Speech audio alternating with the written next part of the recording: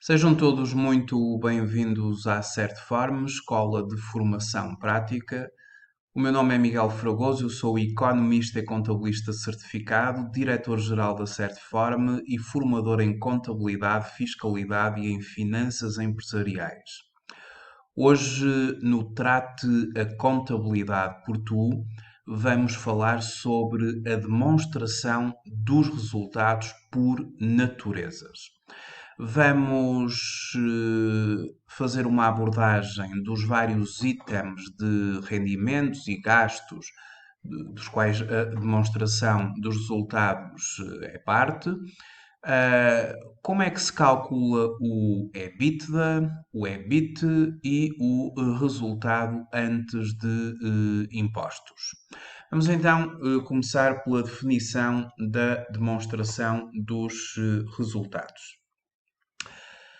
Enquanto que o balanço de uma empresa traduz a situação patrimonial num momento específico, a demonstração de resultados por naturezas pretende evidenciar a formação dos resultados ao longo de um determinado período, que geralmente é um ano. A demonstração dos resultados por natureza permite avaliar o desempenho económico da atividade, pondo em evidência os rendimentos gerados e os gastos que lhe estão associados. Em Portugal, de acordo com o Sistema de Normalização Contabilística, nós temos uma classificação das empresas, uma classificação contabilística das empresas. E face a esta classificação contabilística, a estes níveis, existem diferentes modelos para demonstração dos resultados. Eu já vou explicar aonde pretendo chegar. A classificação contabilística das empresas determina que é considerada uma microentidade aquela entidade que não ultrapassa dois de três limites. Um balanço de 350 mil euros, o volume de negócios líquido porque à faturação são deduzidos os descontos e abatimentos nas vendas, 700 mil euros e número de empregados 10. Já uma pequena entidade é aquela que, estando acima da microentidade, não ultrapassa dois de três limites. 4 milhões em balanço, 8 milhões em volume de negócios líquido e 50 em número de trabalhadores, número médio de trabalhadores. As médias entidades, elas não ultrapassam 20 milhões de euros em balanço, 40 milhões de euros no volume de negócios líquido e uma média de 250 trabalhadores. Não ultrapassam dois destes três limites. Quando uma entidade ultrapassa dois dos três limites anteriores, ela passa a ser designada por grande entidade. Esta classificação contabilística das entidades sujeitas ao sistema de normalização contabilística tem duas consequências principais. A primeira consequência tem a ver com as normas de contabilidade que se vão aplicar a estas entidades. Ou seja, uma microentidade vai estar sujeita à norma de contabilidade para microentidades, ou à norma contabilística para microentidades. As pequenas entidades estão sujeitas à norma contabilística e de relato financeiro para pequenas entidades. As médias e grandes entidades, essas vão estar sujeitas ao regime geral do Sistema de Normalização Contabilística, que é composto por 28 normas contabilísticas e de relato financeiro. O denominador comum entre as normas, ou seja, uma norma de contabilidade, ela vai estabelecer um conjunto de conhecimentos de ordem técnica, um conjunto de informações de ordem técnica relativa a determinados parâmetros. O reconhecimento, como se contabiliza determinado tipo de operação, o reconhecimento, a mensuração, valor, o critério de mensuração e a apresentação e divulgação. Divulgação, nomeadamente nas notas anexas, no chamado anexo ao balanço ou anexo ao balanço e à demonstração dos resultados. Não querendo neste vídeo desenvolver a questão das normas, mas das consequências desta classificação é a aplicação, o tipo de normativo que se aplica à entidade em função do sistema de normalização contabilística. Outra consequência tem a ver com as demonstrações financeiras e os modelos a que as mesmas estão sujeitas. Uma microentidade apenas tem que desenvolver um balanço e uma demonstração dos resultados, modelo específico para microentidades. Uma pequena entidade, ela tem que apresentar um balanço, uma demonstração dos resultados por naturezas e um anexo, que são notas que vão divulgar determinados parâmetros, rúbricas das demonstrações financeiras, no modelo para pequena entidade. Já as médias e grandes entidades, elas têm que apresentar todo o tipo de demonstrações financeiras que existem. Nomeadamente o balanço, a demonstração dos resultados por naturezas e por opção por funções, a demonstração das alterações do capital próprio, a demonstração dos fluxos de caixa e um anexo às demonstrações financeiras. Os modelos destas demonstrações financeiras eles surgem na Portaria 220 de 2015. Nesta portaria é apresentado os modelos para as entidades sujeitas ao sistema de normalização contabilística e os respectivos modelos que as entidades terão que adotar face ao nível no qual as mesmas estão enquadradas. Por exemplo, o anexo número 1 representa o balanço a que uma média e grande entidade, as tais sujeitas ao regime geral, portanto, aquelas que ultrapassam estes montantes, portanto, as médias entidades, estando acima das pequenas, não ultrapassam dois destes três limites e as grandes entidades ultrapassam pelo menos dois destes três limites. E tanto as médias como as grandes, elas vão ter que considerar relativamente ao anexo 1 o seu balanço como referência. E relativamente ao anexo 2, a sua demonstração dos resultados por naturezas como referência. E toda esta portaria faz o desenvolvimento dos modelos de demonstrações financeiras a que as entidades estão sujeitas, os referenciais que as mesmas terão que adotar.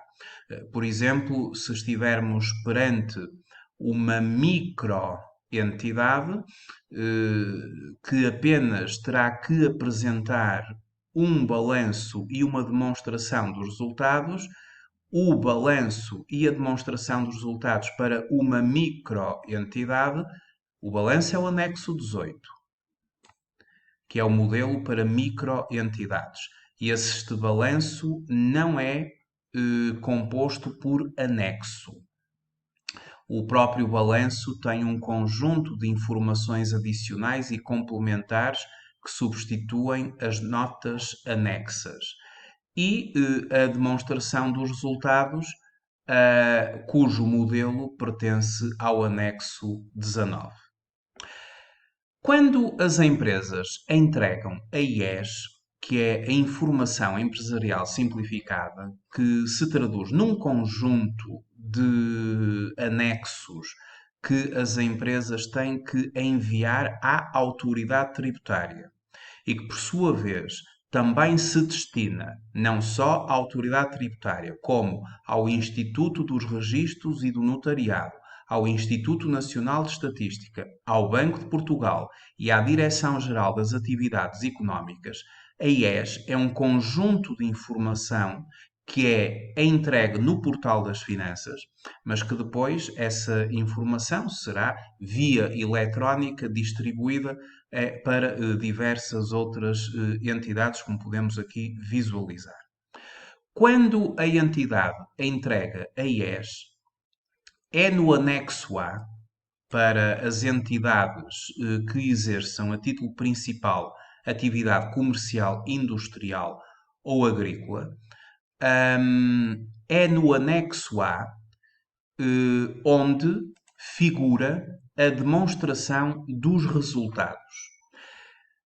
E a autoridade tributária não tem um modelo ou um anexo para cada tipo de entidade face ao seu nível.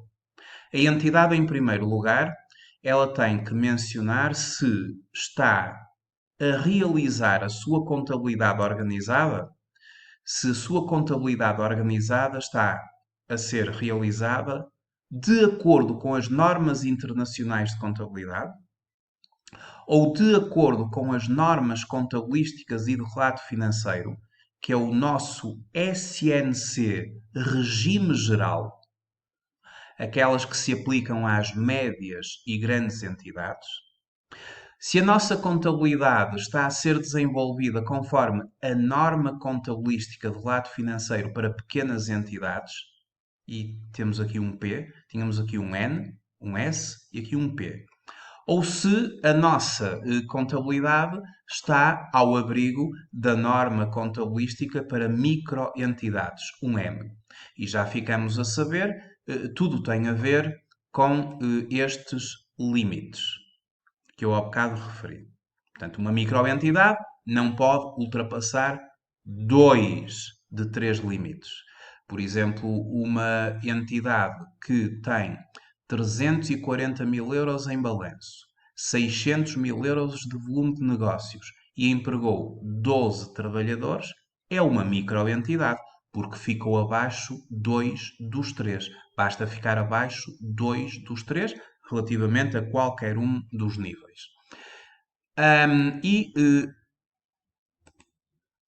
A demonstração dos resultados que é apresentada à autoridade tributária, diferentemente de apresentar um modelo de demonstração de resultados ou um modelo de balanço para cada tipo de entidade, não. É uma demonstração dos resultados para todas as entidades. Todas as entidades, digamos que vão comungar da mesma demonstração dos resultados. Aquilo que acontece aqui é o seguinte. Nós temos aqui os vários itens que constituem a demonstração dos resultados. A demonstração dos resultados é um elenco de rúbricas de rendimentos e gastos. E sempre que uma rúbrica tiver N, S, P e M, significa que essa rúbrica terá que ser apresentada por todas as entidades. N para as que estão sujeitas às normas internacionais de contabilidade, nomeadamente as sociedades cotadas em bolsa de valores. S, as do regime geral do SNC, as médias e as grandes. P, as pequenas entidades. E M, as microentidades. Então, o item ou a rúbrica vendas e serviços prestados que no fundo é o volume de negócios da empresa, é aquilo que a empresa fatura, terá que ser apresentado por todas as entidades. Mas existem determinados itens que apenas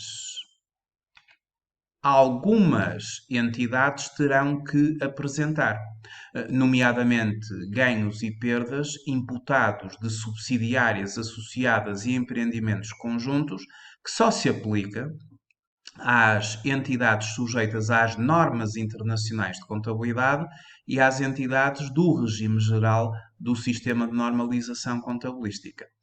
A maioria dos itens aplica-se a todas.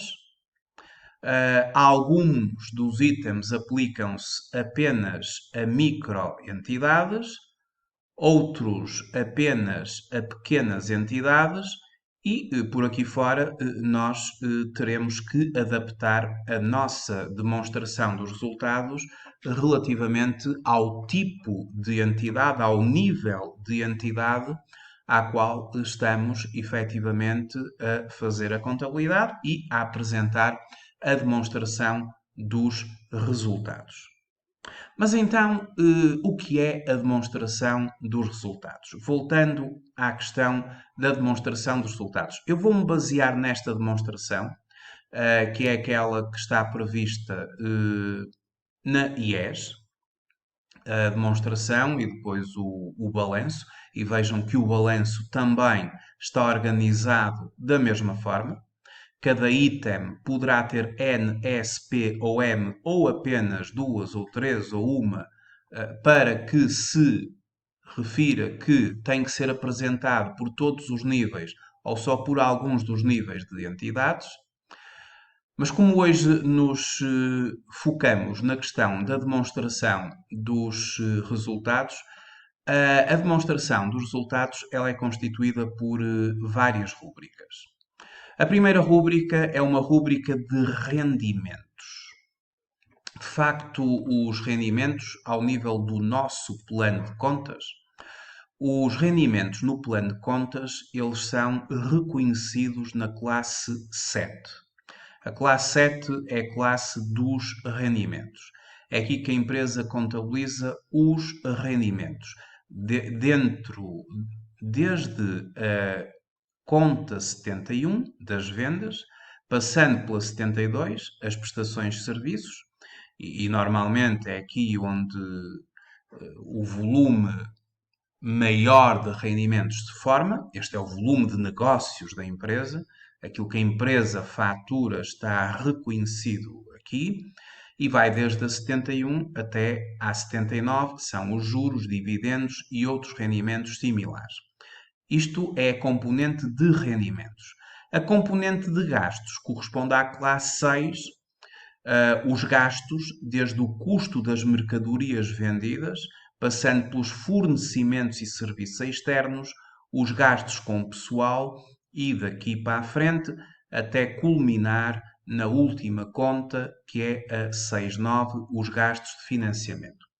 E a demonstração dos resultados, ela vai proceder ao elenco dos saldos finais das rúbricas de rendimentos e gastos que ao longo do ano foram movimentados. Ou seja, no final do ano, uma empresa tem que elaborar um balancete final, um balancete que exprime. O balancete é um mapa contabilístico que exprime por ordem das próprias contas do plano os valores que durante o ano foram reconhecidos e acumulados a débito e a crédito e depois os respectivos saldos, que é a diferença entre o débito e o crédito. E a classe 6 e a classe 7, a classe 6 que, por regra, apresenta saldos devedores, a débito, e a classe 7, que por regra apresenta saldos credores, a crédito, são estes saldos que encontramos em rendimentos e gastos que vão ser conduzidos até à demonstração dos resultados. E vai ser a diferença entre os rendimentos e os gastos que nos vão proporcionar os resultados da empresa. Então, assim, de uma forma muito breve, a demonstração dos resultados, ela contempla vendas e serviços prestados, que registra os réditos referentes a vendas e a prestações de serviços do período. Esta rúbrica é líquida dos descontos comerciais, abatimentos e bónus concedidos. Por isso é que se chama também o volume de negócios líquido. Das devoluções realizadas pelos clientes e, claro, e dos montantes de IVA liquidado. Os valores de vendas e serviços prestados são sem IVA. Depois temos os subsídios à exploração. Inclui os subsídios à exploração, excluem-se os subsídios ao investimento. Normalmente estes subsídios são atribuídos pelo Estado ou outras entidades públicas e os montantes contratados devem ser reconhecidos como rendimento do período, independentemente do recebimento. Temos a variação dos inventários de produção, que inclui a diferença entre os inventários no fim e no início do período dos produtos acabados intermédios, dos subprodutos, resíduos e refugos e dos produtos e trabalhos em curso valorizados pelo método do custeio de produção. Os trabalhos para a própria empresa, que faz parte também da demonstração dos resultados, e é uma rúbrica de rendimentos. O custo das mercadorias vendidas e das matérias consumidas. Nas empresas industriais corresponde ao custo das matérias-primas, subsidiárias e de consumo, consumidas no processo produtivo e que resultam os produtos acabados que a empresa destina à comercialização. Já nas empresas comerciais, corresponde ao custo das aquisições ou da aquisição de mercadorias. Isto é uma rúbrica de gastos e, portanto, no plano de contas, corresponde logo à conta 61. É aqui que se apura o tal custo da mercadoria. Outra rúbrica muito importante são os fornecimentos e serviços externos de gastos, corresponde à conta 62 no plano. Registra os gastos incorridos no período relativamente à aquisição de bens de consumo imediato, isto é, não armazenáveis, e de serviços prestados por terceiros. Inclui subcontratos, serviços especializados, materiais, energia e fluidos, deslocações, estadas e transportes e serviços diversos. Bem, se formos consultar o plano de contas, a conta 62, fornecimentos e serviços externos, é uma conta muito grande, onde estão aqui uma série de serviços de terceiros. É aqui, por exemplo, onde se contabiliza o material de escritório, onde se contabilizam os honorários dos trabalhadores independentes, a eletricidade, os combustíveis, a água, as rendas e aluguéis que a empresa paga, as comunicações que a empresa paga, por exemplo, às operadoras. Enfim, há aqui uma série de gastos muito relevantes para a empresa. E, portanto, esta é sempre uma das rúbricas que tem materialidade elevada no âmbito da demonstração dos resultados.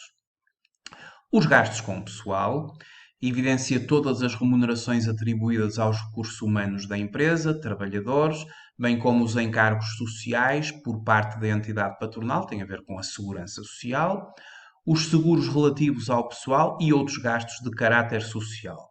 Os serviços prestados por trabalhadores independentes são reconhecidos em fornecimentos e serviços externos, não em gastos com pessoal. Era naquela rúbrica de honorários que eu há bocado expliquei. Depois podemos ter também as imparidades em inventários, ou numa ótica de perda, ou numa ótica de reversão. Por exemplo, as imparidades de inventários divulga a imparidade em inventários reconhecida no período.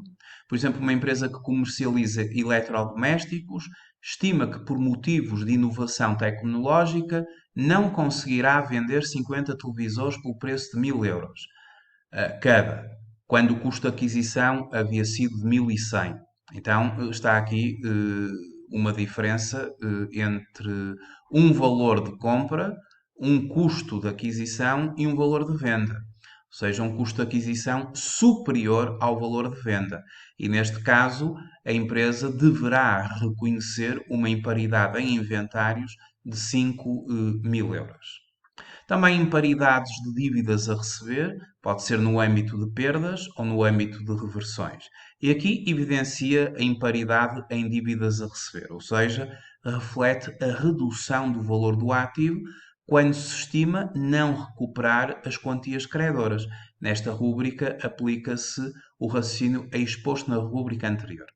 Imparidade de dívidas a receber poderá acontecer quando nós temos clientes, por exemplo, aos quais nós concedemos um prazo para receber, 30, 60 dias, e, por exemplo, passam 6 meses e o cliente não paga, passa a ser de cobrança duvidosa. Ou então nós instauramos um processo judicial ao cliente, passa a ser um cliente em contencioso. E, consequentemente, esses clientes deverá a empresa para eles reconhecer uma perda por imparidade. As provisões, esta rúbrica evidencia a quantia correspondente aos movimentos do período resultantes da criação, do reforço, da utilização ou eventualmente da redução, e redução é a reversão, das provisões de diversa natureza, nomeadamente garantias a clientes, processos judiciais em curso e acidentes no trabalho e doenças profissionais. No plano de contas, em gastos, as provisões correspondem à conta 67. É na conta 67 provisões do período e temos aqui os vários tipos de provisões que a empresa pode reconhecer, que depois vão fornecer o saldo devedor ou, se for uma reversão credor, mas aí teremos que ir pela ótica das reversões e pela ótica das reversões já será no âmbito de rendimento, e temos aqui as reversões, que são as reduções de provisões, na conta 76, é que quando se trata de gasto, classe 6. Quando se trata de reversão, de redução, classe 7. Daí a própria demonstração dos resultados também assim o evidenciar. Pode haver aumentos, pode haver reduções. Outras imparidades, esta rúbrica tem um caráter residual, contabilizando as imparidades que não foram reconhecidas nas rúbricas anteriores, nomeadamente de investimentos financeiros, de propriedades de investimento, de ativos fixos tangíveis ou de ativos intangíveis. Aumentos e reduções de justo valor, outros rendimentos e ganhos, que é uma rúbrica de caráter residual, divulgando os rendimentos e ganhos realizados que, não sendo de financiamento, não foram considerados nas rúbricas anteriores.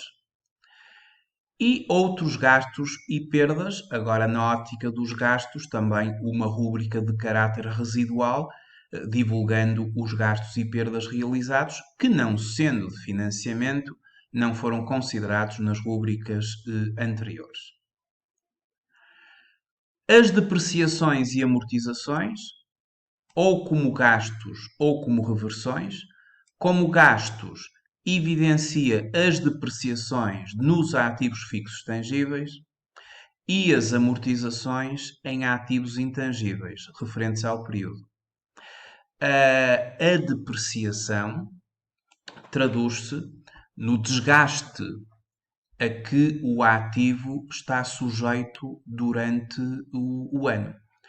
Esse desgaste traduz-se na aplicação de uma taxa de depreciação, se for um ativo fixo tangível, ou uma taxa de amortização, se for um ativo intangível que seja efetivamente amortizado.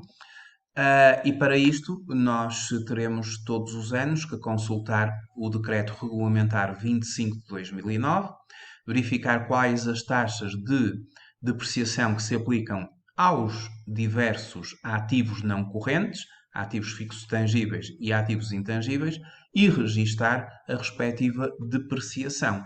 As depreciações no plano de contas correspondem à conta 64, gastos de depreciação e amortização. Depreciações para ativos fixos tangíveis, amortizações para ativos intangíveis, representam a diminuição a que aquele ativo vai estar sujeito face ao seu desgaste, o qual, obviamente, vai perdendo ao longo dos anos valor. Se a taxa de depreciação aplicável foi, por exemplo, de 20%, então significa que a vida útil daquele ativo é de 5 anos e, ano após ano, vai perdendo 20% até ao quinto ano estar integralmente depreciado. E depois temos, finalmente, os juros e rendimentos similares obtidos, que registra rendimentos obtidos pela aplicação de quantias de financiamento obtidos e ainda não utilizados, e os juros e gastos similares suportados, que têm a ver com os custos de empréstimos obtidos, são os custos dos juros e outros incorridos por uma entidade relativos aos pedidos de empréstimos de fundos. Os custos dos empréstimos obtidos são, por regra, contabilizados como gasto do período.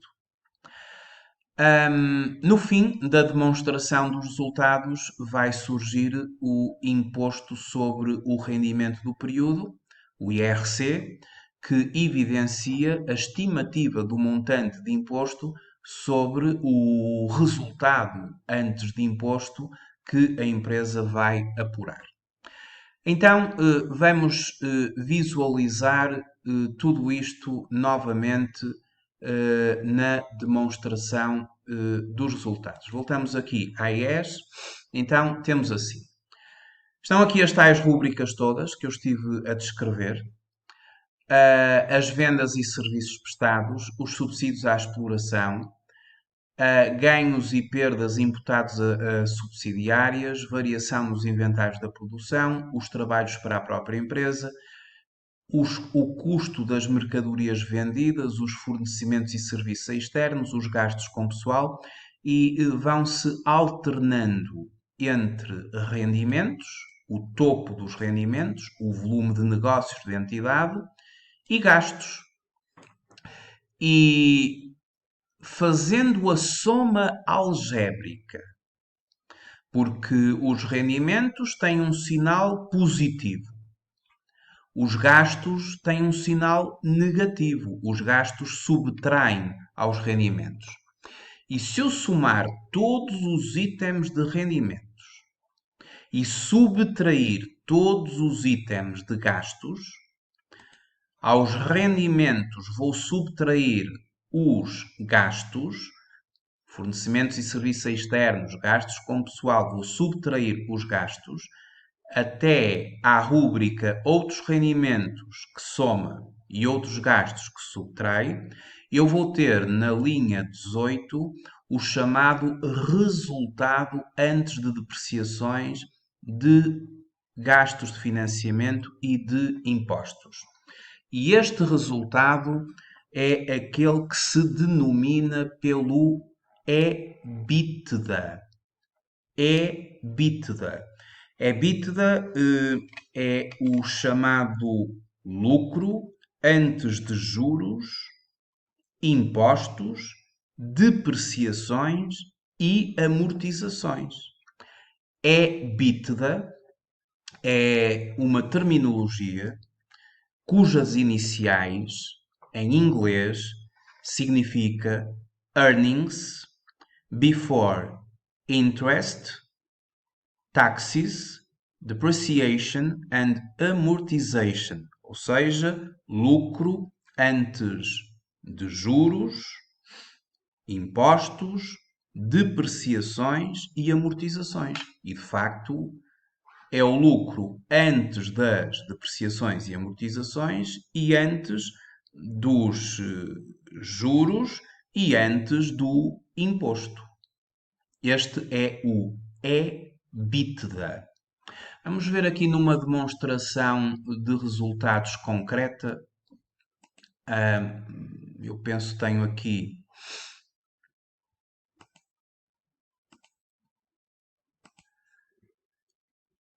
uma demonstração dos resultados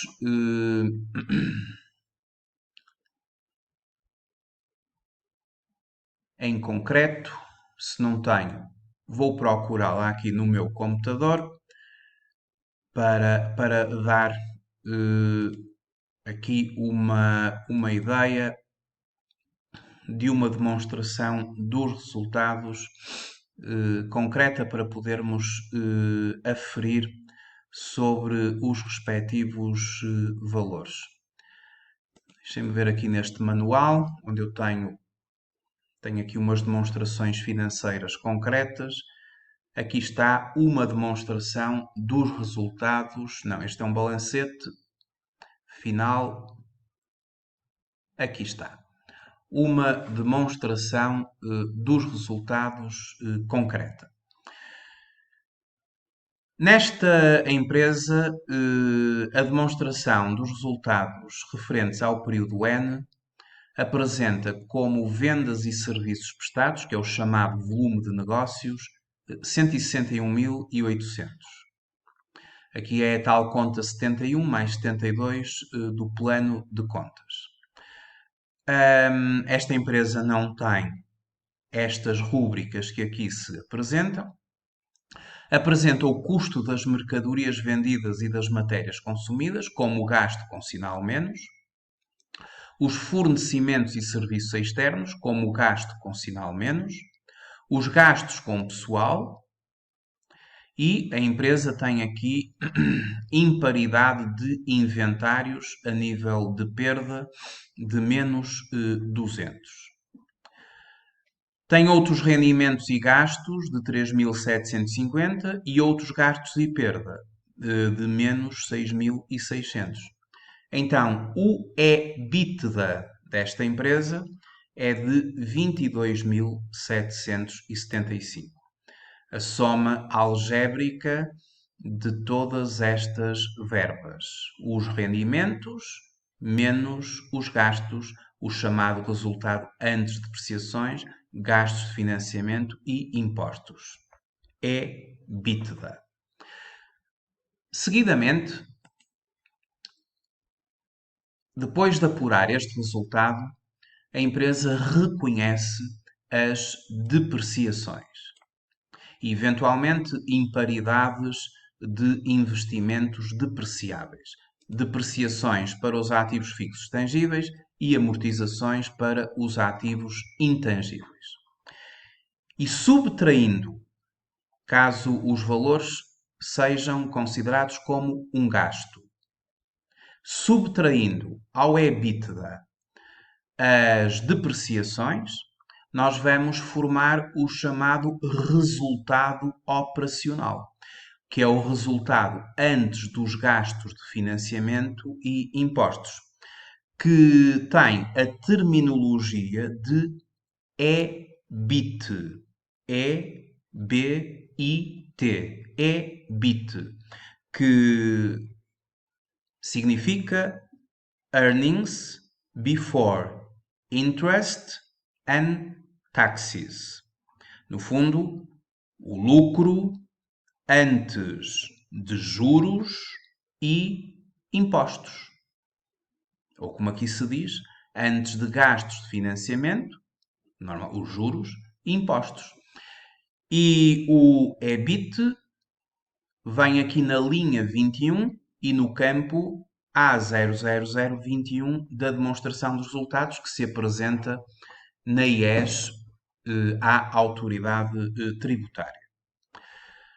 No nosso documento, que nós estávamos a analisar na nossa demonstração dos resultados, o EBITDA era de 22.775, os gastos em depreciação e amortização foram de menos 6.600 e formou-se assim 16.175, que é o tal EBIT, ou resultado operacional, ou resultado antes de juros e impostos. Aqui, como o resultado é positivo, lucro antes de juros e impostos.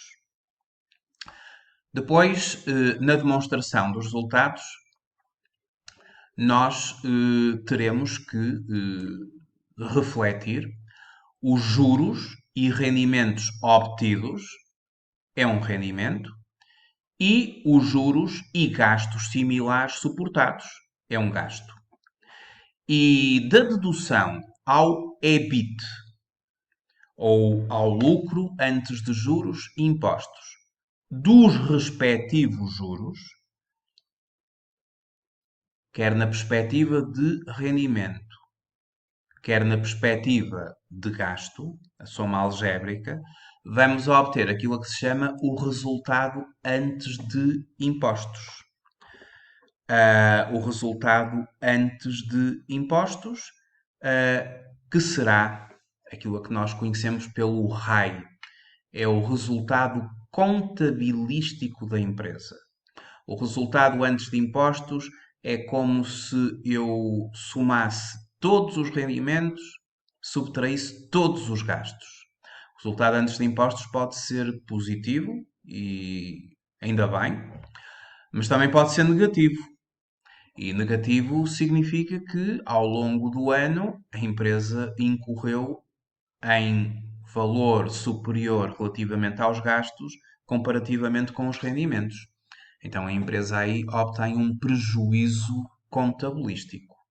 Se o resultado antes de impostos for positivo, então a empresa obtém um lucro contabilístico. O resultado antes de impostos positivo é o lucro contabilístico, o resultado antes de impostos negativo é o prejuízo contabilístico quando os gastos foram superiores aos rendimentos. Será calculado o IRC da empresa, o imposto que incide sobre o lucro, e da diferença entre o resultado antes de impostos e o imposto, determina-se o chamado resultado líquido do período. E este resultado líquido do período, ele é o denominador comum entre a demonstração dos resultados e o próprio balanço. É que no balanço, se na demonstração dos resultados aparece no resultado líquido do período, imaginemos 200.000 euros, no balanço da empresa, na parte do capital próprio, no resultado líquido do período, irão aparecer os mesmos 200.000 euros. A ligação entre o balanço e a demonstração dos resultados, o denominador em comum é o resultado líquido do período. Então, para resumir, temos como resultados parciais o EBITDA, os chamados Earnings Before Interest, Taxes, Depreciation and Amortization, ou seja, o chamado lucro antes de juros, impostos, depreciações e amortizações. O EBIT, Earnings Before Interest and Taxes, ou seja, o lucro antes de juros e impostos. E depois o EBT, que é o resultado antes de impostos, e o EBT são os Earnings Before Taxes, ou o resultado antes de impostos, também denominado EBT, Earnings Before Taxes. E da dedução do imposto sobre o período, o chamado resultado líquido. E fica então assim feita uma breve apresentação àquilo que é a demonstração dos resultados e ao cálculo dos resultados parciais. No nosso caso concreto, a nossa demonstração dos resultados apresenta então um EBITDA de 22.275, um EBIT de 16.175 e um EBT, Earnings Before Taxes, ou resultado antes de impostos, de 14.175. Foi feito o cálculo do imposto, a estimativa, ou o imposto estimado para o período, menos 3.543,75. O resultado líquido desta empresa é de 10.631,25. É o lucro líquido da empresa. E este valor, como referi, é o valor que no balanço da empresa terá que ser, o balanço é este, desta empresa, terá que ser rigorosamente o mesmo que virá em resultado líquido do período, 10.631,25 no balanço, na demonstração dos resultados, 10.631 no resultado líquido. Ficou então assim feita uma breve apresentação ao que é a demonstração dos resultados da empresa, onde se estabelece o elenco dos rendimentos e dos gastos e são apurados os resultados parciais, o EBITDA, o EBIT e o EBT. Ficamos por aqui neste vídeo. Muito obrigado por terem visualizado mais uma rúbrica do Trate a Contabilidade por Tu e até ao próximo vídeo.